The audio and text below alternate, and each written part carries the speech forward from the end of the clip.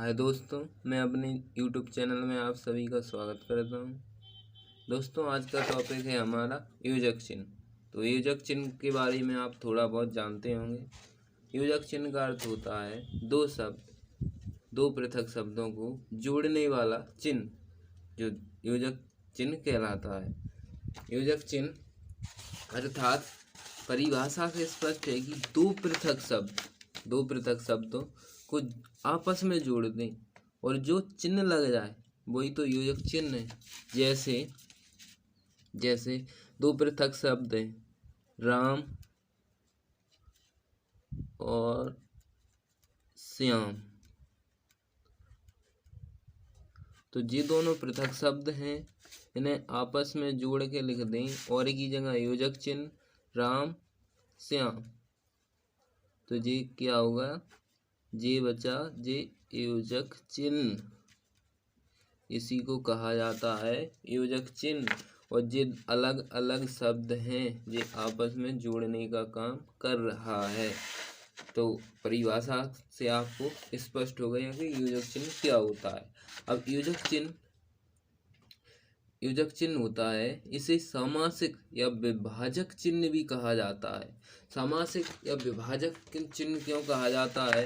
क्योंकि ये दो शब्द हैं, अलग अलग होकर भी एक ही अलग अलग होते हैं और ये मिलकर एक पद बनाते हैं, इसीलिए इसे विभाजक कहा जाता है। और सामासिक यानी अलग अलग पदों में होता है, इसीलिए इसे सामासिक भी कहा जाता है।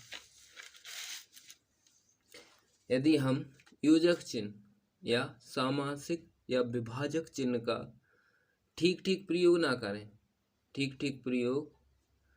ना कर सकें तो अर्थ और उच्चारण से संबंधित अनेक प्रकार की त्रुटियां या गलतियां हो सकती हैं। क्या क्या गलतियां हो सकती हैं? जैसे हमने लिखा भूतत्व, तो हमने यहाँ योजक चिन्ह का प्रयोग किया, तो इसका अर्थ होता है भूमि से संबंधित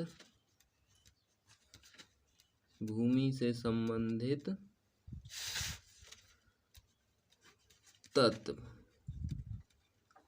अब यदि हम यही योजक चिन्ह का प्रयोग गलत तरीके से कर दें, अब यहाँ जैसे योजक चिन्ह ना लगाएं, तो इसका अर्थ होता है भूत कैसी प्रयोग में? संज्ञा के भाववाचक में।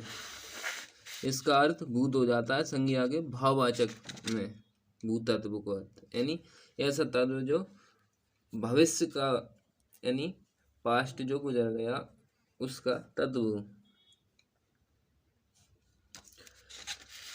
तो अब हम आगे चलते हैं, हम दूसरा शब्द लेकर भी आपको समझाते हैं। जैसे कुशासन, इसका अर्थ होता है कुश का आसन। अब यदि हम यहाँ कु के बाद योजक चिन्ह जोड़ दें तो इसका अर्थ अलग हो जाता है। जैसे इसका अर्थ हो गया बुरा शासन। तो दोस्तों, आपने देखा कि योजक चिन्ह का गलत प्रयोग होने से कितना इफेक्ट पड़ता है। तो दोस्तों, इसीलिए हमें योजक चिन्ह का प्रयोग सावधानीपूर्वक करना चाहिए। तो चलिए दोस्तों, आगे बढ़ते हैं। तो योजक चिन्ह का अपने प्रयोग हैं, हमने जो कुछ प्रयोगों को खोज कर लिखा है और इनसे आगे भी हो सकते हैं। तो जो ज़्यादातर प्रयोग में आते हैं यही हैं। जैसे पहला तत्व है तत्पुरुष तथा द्वंद्व समास के दोनों पदों के मध्य।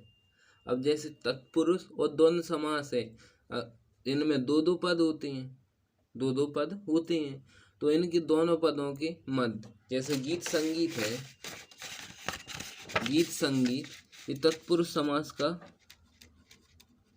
शब्द है, गीत संगीत। इसका अर्थ होता है गीत और संगीत। अब यहाँ तो दो पद हैं, इनके बीच तत्पुरुष समास है, इनके बीच हम योजक चिन्ह प्रयोग कर सकते हैं। यही तो कह रहा है कि तत्पुरुष और द्वंद्व के दोनों पदों के मध्य। ठीक। अब जैसे माता पिता है, माता पिता द्वंद्व समास, द्वंद्व समास में दोनों पद प्रधान होते हैं, तो माता भी प्रधान है और पिता भी प्रधान है। तो यहाँ क्या लगा, हम इनके बीच द्वंद्व समास के पदों के बीच हम योजक चिन्ह जोड़ सकते हैं। चलिए दोस्तों, हम दूसरे प्रयोग की तरफ बढ़ते हैं। यहाँ तक तो आपकी समझ में आ गई। मध्य के अर्थ में जैसे कृष्ण सुदामा चरित, रावण अंगद संवाद, यानी मैं इसका अर्थ समझाता हूँ। जैसे रावण अंगद संवाद है, रावण और अंगद संवाद,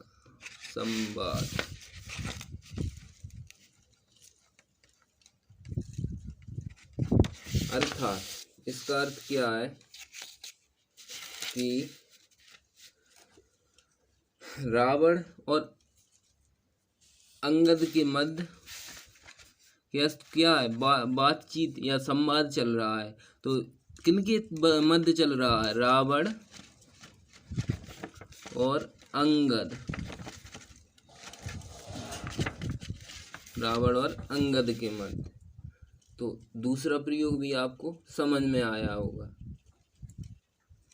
जैसे यहाँ है सुदामा चरित, कृष्ण सुदामा चरित।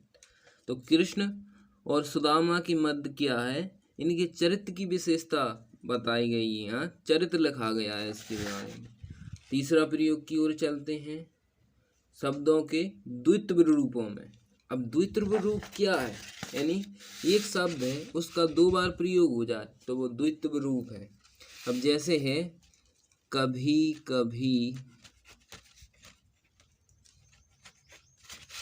तो ये एक शब्द है दो बार आ गया, द्वित्व रूप हो गया। इनके बीच क्या, हमने योजक चिन्ह लगा दिया। यही तो परिभाषा कह रही है। जैसे साथ साथ, इनके बीच भी योजक चिन्ह लगा दिया। ठीक। अब हम चलते हैं चौथे प्रयोग की ओर, तुलना सूचक शब्दों के बीच। तो तुलना सूचक शब्द यानी ऐसे शब्द जो तुलना को दर्शाते हैं। जैसे राम सा भाई, राम सा भाई, भाई कैसा है, राम सा। इनके बीच क्या, योजक चिन्ह। भाई कैसा है, राम सा। तुलना, भाई की तुलना किससे हो रही, राम से। और बहुत सा, बहुत सा यानी कैसा है, बहुत ज्यादा है। ठीक, तुलना हो रही। विभिन्न शब्द युग्मों में, यानी जैसे कोई कोई शब्द होते हैं तो उनका युग्म जोड़ा साथ होता है। तो जैसे भीड़ भाड़ है तो ये एक साथ बोले जाते हैं ये दोनों शब्द, तो इनके बीच योजक चिन्ह का प्रयोग होता है। जैसे भीड़ भाड़, तो ये क्या है, युग्म शब्द हैं दोनों, इनके बीच योजक चिन्ह लग गया। ऐसे प्रयोग होता है योजक चिन्ह का। अब आखिरी है संख्याओं को शब्दों में लिखते समय। हमने दो संख्याएं ले लीं, 4 और 5, तो हमने इन्हें शब्दों में लिखा 4 और 5। तो दोस्तों आपको समझ आएगा होगा योजक चिन्ह क्या होते हैं। दोस्तों इससे योजक चिन्ह क्या हमारी व्याकरण को सुधारता है। तो दोस्तों आपको आज का वीडियो कैसा लगा, हमारे चैनल को लाइक करें, सब्सक्राइब करें दोस्तों। और आपको ये चैनल हेल्पफुल लगा तो आप अपने दोस्तों में भी शेयर कर सकते हैं। धन्यवाद दोस्तों।